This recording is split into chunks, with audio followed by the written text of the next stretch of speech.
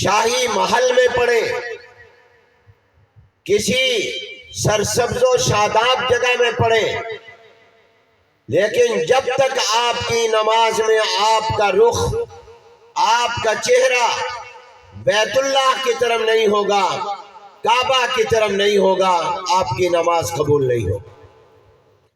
نماز کا فرض بھی ادا نہیں ہوگا، واجب سنت نفل بھی ادا نہیں ہوں گے، کوئی اجر و ثواب نہیں ملے گا، اللہ تعالیٰ اس پر کوئی راضی نہیں ہوں گے۔ مثال کے طور پر آپ کا قبلہ یہاں اگر مغرب کی طرف ہے، آپ نے چہرہ اور منہ مشرق کی طرف کر لیا، آپ نے شمال کی طرف کر لیا، جنوب کی طرف کر لیا، تو آپ کی نماز کا فرض ادا نہیں ہوگا۔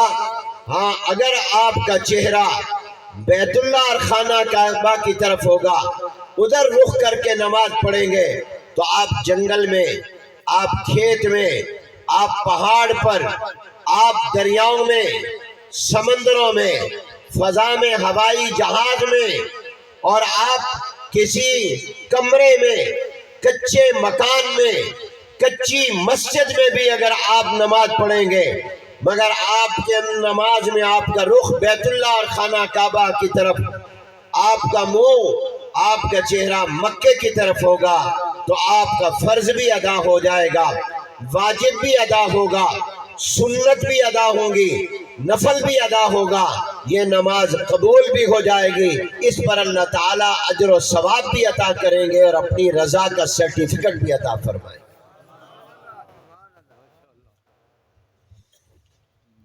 آپ کتنی اچھی نماز پڑھ لیں، کتنا خوبصورت اس میں قرآن پڑھیں، لمبا قیام، رکوع اور سجدہ کریں، بڑے توجہ سے التحیات، تشہد، درود پاک پڑھیں، دعا مانگیں، مگر نمازی کا چہرہ اگر بیت اللہ کی طرف نہیں ہے، آپ سے پوچھتا ہوں، بتاؤ وہ نماز ہوگی؟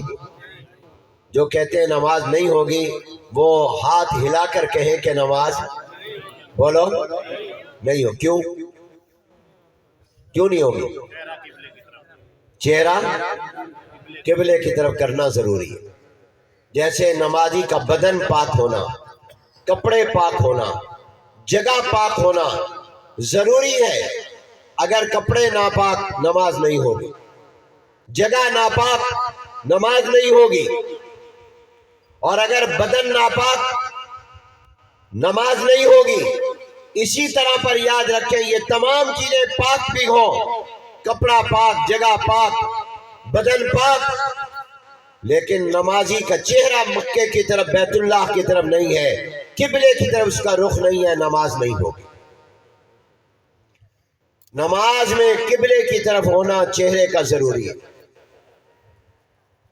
ہمارے خیر المدارس کی جو پرانی مسجد تھی، اس کی بنیادیں بھر دی گئی، پیسہ خرچ ہو گیا، اب اوپر دیواریں اٹھانی تھی، حالانکہ بنیادوں میں خیال رکھا گیا تھا کہ بنیاد قبلے والی دیوار بیت اللہ کی طرف ہو، لیکن بعد میں جب بنیادیں بھرنے کے بعد دیکھا گیا تو اس کی بنیادیں تھوڑی سی خانہ کعبہ اور بیت اللہ سے ہٹی ہوئی تھی، بالکل سیدھا قبلہ نہیں تھا۔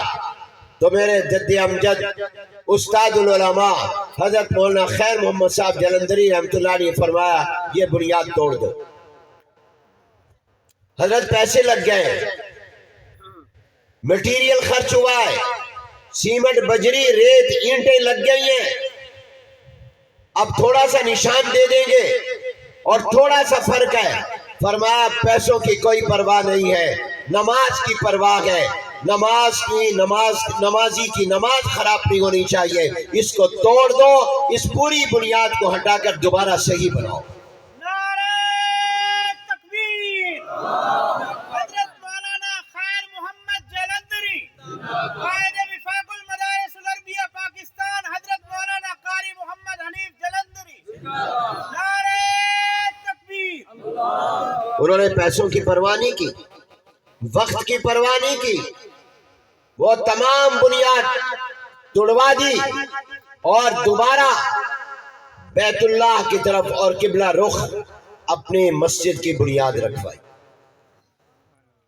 آپ حضرات جو بھی مسجد بنائیں، کچی یا پکی، چھوٹی یا بڑی، پہلے تسلی کیا کریں، اطمینان کیا کریں کہ اس کی قبلے والی دیوار اور اس کی بنیاد بالکل بیت اللہ اور خانہ کعبہ کی طرف ہو، مکہ کی طرف ہو، جہت قبلہ درست اور صحیح ہو، اور اپنے علاقے میں کوئی ماہر ہو اس کو، علماء کو بلاؤ، اور جو اس فن کو جانتے ہو وہ آ کر آپ کو نشان دے، پھر اس نشان کے مطابق مسجد بناؤ۔